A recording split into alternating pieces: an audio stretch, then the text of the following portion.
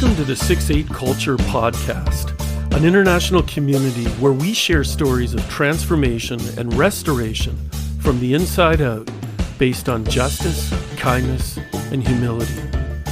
I'm your host, Rob McKinley.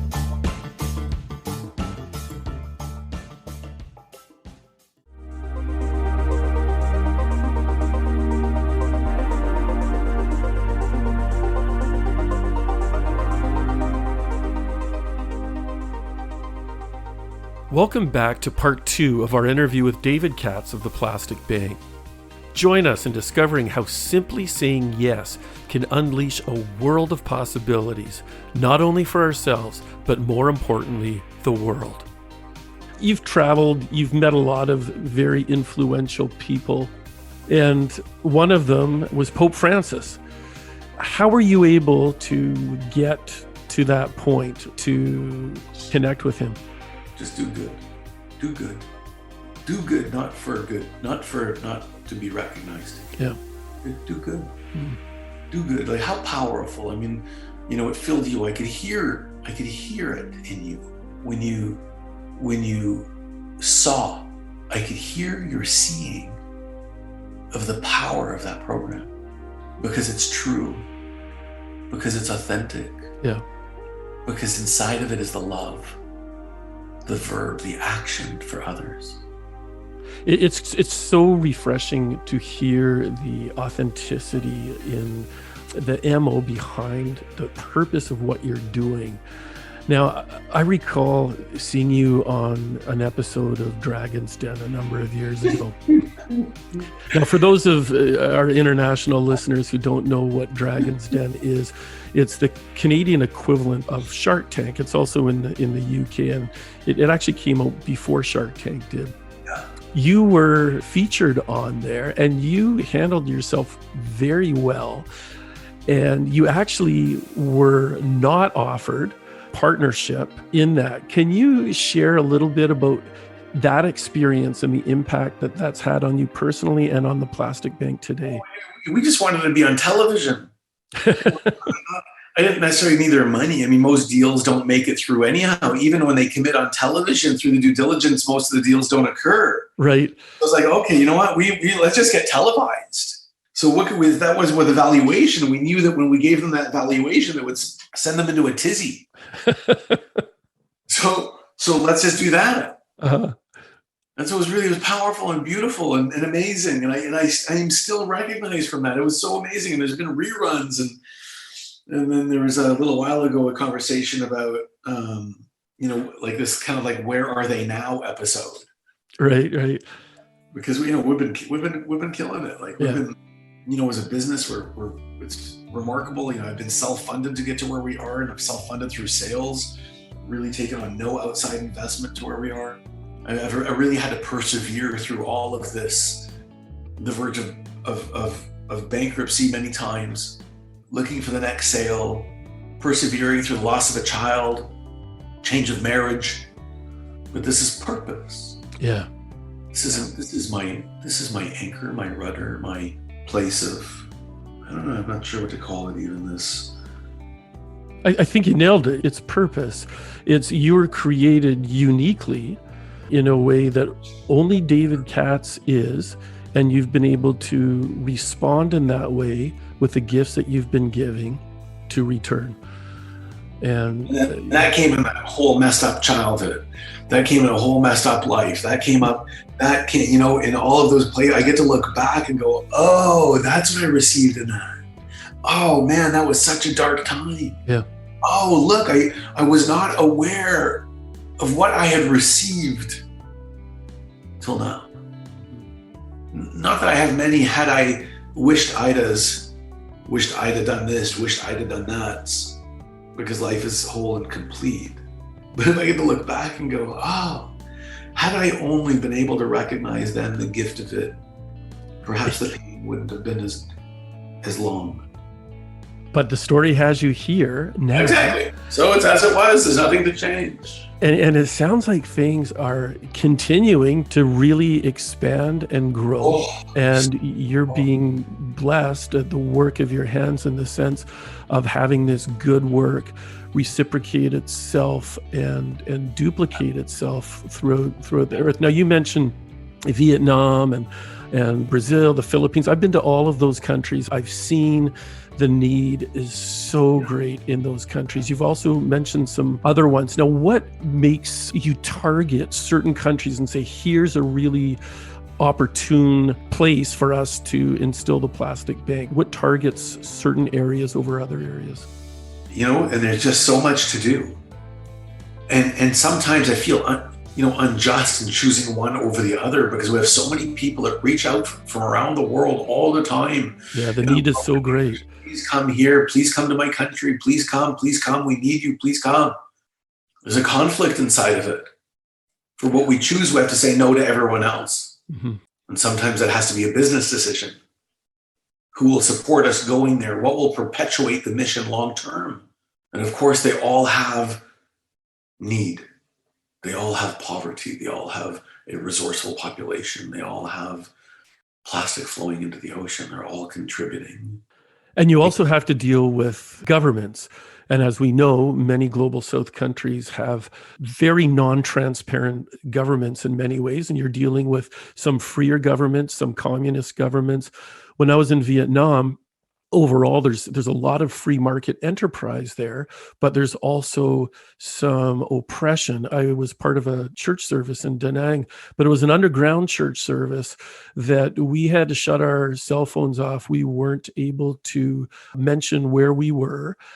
So how do you get around or actually just deal up front with some of these governments on your policy and ensuring that the quality of control of things are being done as they should be? We don't tell them that we're there. Okay, well, that's good too. Why would I tell a corrupt government that I'm going to be making money in their government and that the poor are going to make money? Unless they clamp down. And so have you run into any obstacles then as people are commodifying? None in the end. Ultimately, everyone's enlivened in the end. The only fear that we have is that someone corrupt will only be serving self, and we don't want to create a space where the population will suffer. Right. Yeah. So let's not wake that until we need to. Now, sure. In that process, we've had some beautiful, we've had tremendous support from the Canadian government, from the diplomatic corps, from foreign affairs. We have, powerful personal relationships with ambassadors of the areas that we work in. It's part of the ground team creates and builds relationships with not just our embassy and our ambassador, but the embassies and ambassadors of our customers who are there to support as well. And then through that, we have access to ministers of environment and education and other things, presidents. Fantastic. So that if the need in the event that something may occur, we can bypass that level of corruption, and that we have some sort of space of safety and security to operate as we need to operate as an economic development firm for the entirety of the country. And Canada is very proud of who we are and what we are, and they'd like to be able to promote and support us more as we move forward too. I'm immensely proud of being a Canadian organization. That's great. It moves me. Yeah. It really does move me to say that, we are a country of immigrants. That's who we are. We are the beauty of the world, and we get to export that as well. Yeah. Yeah. There's a long way to go, and there have been mistakes made, but there have been, but we can move on as long as we correct those. So I've got a couple of challenging questions then on that. A few years ago, it was publicized in the news that Canada sent Canadian entrepreneur thought they'd make some money by not disposing of it and put it in a container and send it to another country. Yeah. The Canadian government showed up and paid for it to come back. Okay. The government didn't put garbage in a container and send it to another country. That was some slimy person. See, this is great to clear this up, because so often we don't know what to believe. You don't believe in how it's purported. Canada, it says Canada sends material to the Philippines. Canada? Well, it came from Canada. Did the country do it? Did the prime minister and say, go send material to the Philippines? No. That would be geopolitical suicide. Exactly. Yeah. So another question would be, in terms of multinational corporations, people have a bad taste in their mouth. So some will say, Yeah, they well, should. if you're participating with some of these multinational corporations, aren't you kind of in bed with the devil? How would you respond to that? You know more than anyone else that they have also the power to redeem themselves and that they are not who they were 5 minutes ago. That's right. And so who am I to deny that? Who are we to even be in that conversation? If you want to show up and do well for 10 minutes out of the 10 years that you've been in existence, and I'll receive the goodness and I'll perpetuate it to create a space for more light to get in. Perfect answer. And not just an answer, it's the praxis behind it. And that's the attitude that and the posture that more people can have will actually affect change from some of these nefarious practices. And not just from them, but from self, from others. Yeah. How might we see someone newly again? And how dark to be in a place where people don't let you. I don't know what the scripture would be, but you understand how dark it would be to never be able to be seen differently. That's right. That's right. To be condemned to an act that may have occurred 30 years ago.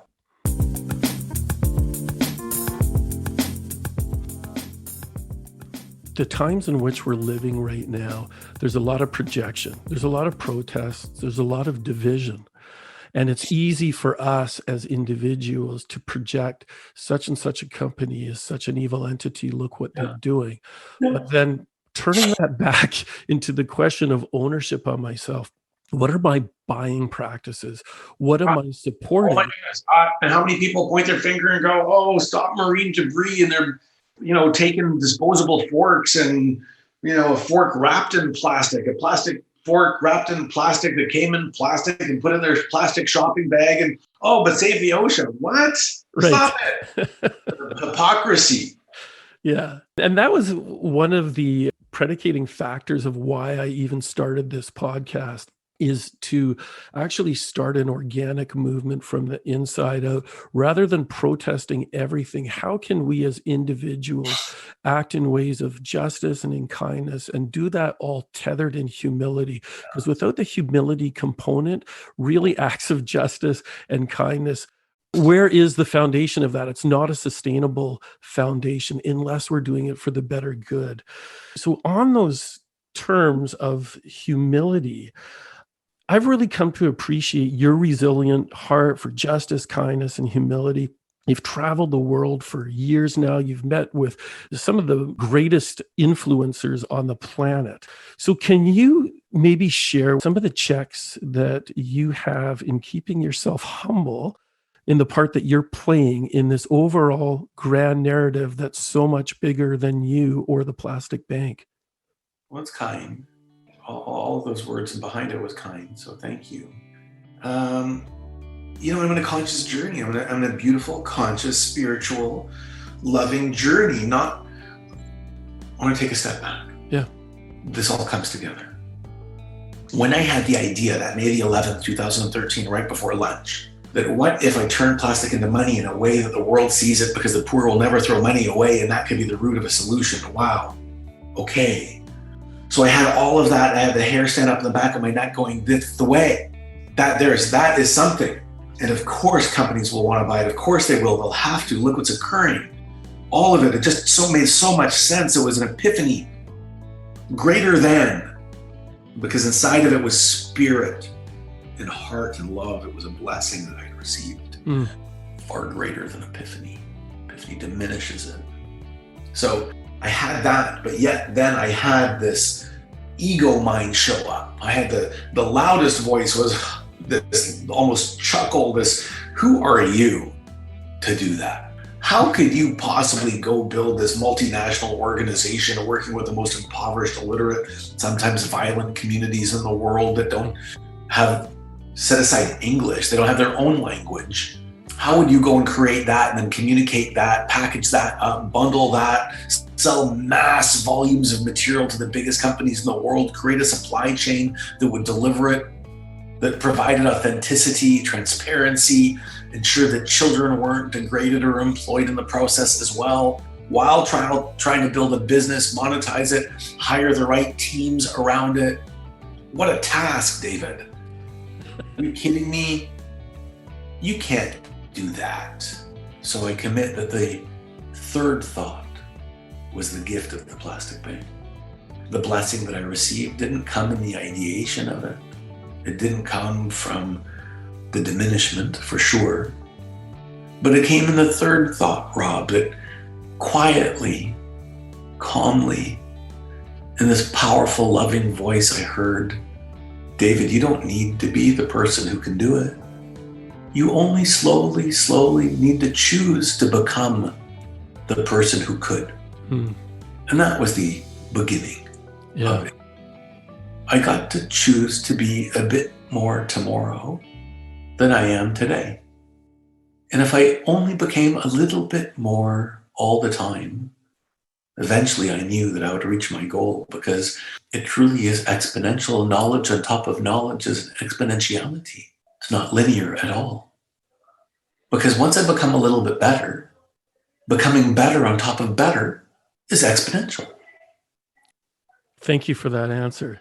Now, if we can go back, we both use the term regenerative. Yeah. And I love that term. I saw it on your site as well. And in your site, it states that over 21,000 plastic bank collectors have recovered over 31 million pounds of plastic.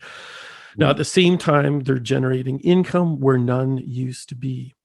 Yeah. There are a lot of stats on your site. For instance, the amount of plastic collected to date equates to 500 billion straws that could circle the earth 2,700 times. It's really remarkable. So this is really a tangible example of what a regenerative society looks like. Are there any other facets to the plastic bank that I've missed on this? That initiatives that you're beginning, companies that you're engaging with, feel free just to open that up on certain organizations that you're supporting that other people can support as well. That's a really big question. Yeah, it really is. There's so much occurring. What I want to communicate is that every time you buy something, you vote for something. And there's never been a more powerful consumer group in history. I mean, they listen. They have teams and teams of people listening for every tweet, every conversation, everything. And if you go, just like if you go buy a straw wrapped in plastic, then that's what they're going to continue producing. If you take a fork, if you take anything that's single use and dispose, of course they'll produce it. If you stand up and say, I refuse to buy those things, I will buy those things that help repair the damage that's been done. Then you become a powerful advocate and you invite others into that space and repair, because sustainability is not enough to go back and say, I'm not going to do as much damage as I did last year. I'm going to be sustainable. Sustainable. What? Not enough. The competitive advantage will come to those who stand up and say, that's it. We have to repair the damage that's been done. Not only are we going to repair the damage that we've done, but we're going to start to repair the damage of our competitors. Who will win in that battle? Who will capture the mind and the heart of the consumer, when they now no longer stand forward for the return and profitability of a few select shareholders at the expense of all life? Right. Those days are over. And businesses succeed by investing in what will be and not what was.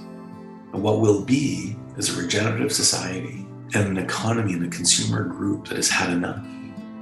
So we're really building a whole new foundation here. Yeah. As you're speaking, I had this image come to my head of building a home on a faulty foundation that pre-existed long ago.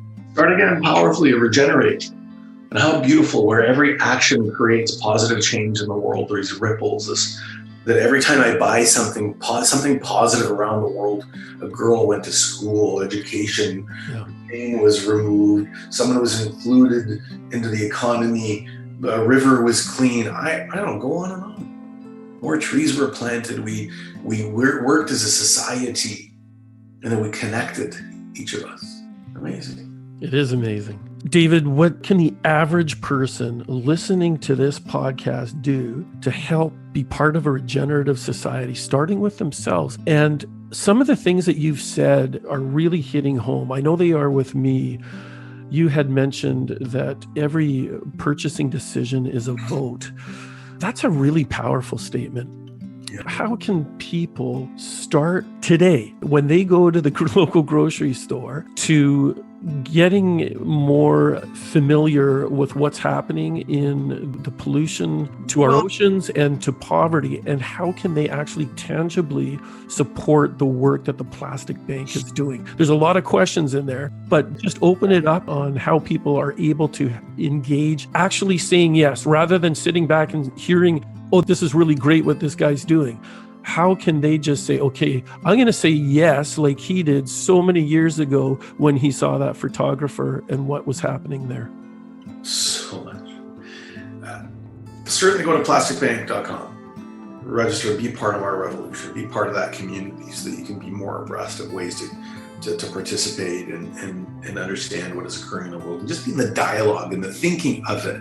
As you think, you become. So be in the thinking of regeneration, enter the conversation, use your word to create regeneration in society. Right. Be a part of that conversation, bring it to life. And then don't forget that poverty of the soul affects more people than material poverty. And that you can participate in relieving your own poverty by doing things like refusing single-use material. Don't buy things with virgin plastic inside of them. We're not going to get rid of plastic. We're beyond the tipping point. There's 9 trillion kilos of plastic on the earth. If we come up with an alternative, we devalue all the material that's already on the planet and we destroy all of society. So what we need to do is stop using virgin. We need to stop making more material. We need to create a demand for recycled content. More and more of that has to be used. That is the one element that the governments will be working towards, is creating tax incentives for the use of recycled content taken by taxation on new material we anticipate occurring. So look for those things that have recycled content. That is a valuable contributor as well. I mean, there's just so much that you can do from where you are. There is. And so if somebody's in the grocery store, how can they differentiate between... Well, our material is labeled as social plastic. Look for things that have ocean-bound material. Look for recycled content. Almost all of them will communicate. Look for those things. Look for and then you want to do us a big favor. Go find someone in the store. Go look for the manager and say, do you not have any floor cleaner and recycled plastic? Ask the questions. Go ask the question. Like, oh, is that what you're looking for? Oh, or our consumers are looking for more recycled content. Oh, that's change. That's powerful.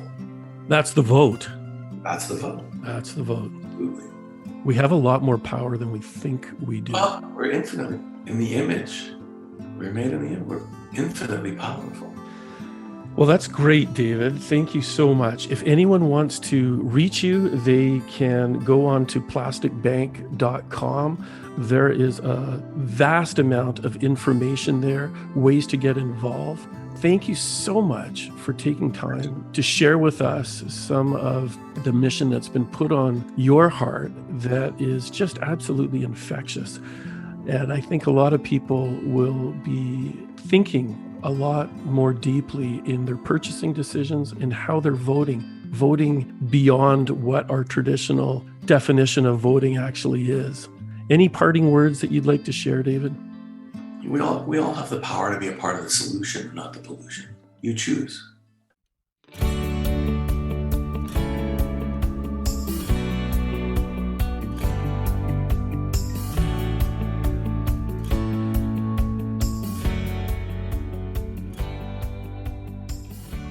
Thanks for sharing your time with the 6-8 Culture podcast, where we share stories of personal transformation that are making our world a more just, kind, and humble place. Join us for our next session of Impacting Stories with 6-8 Culture.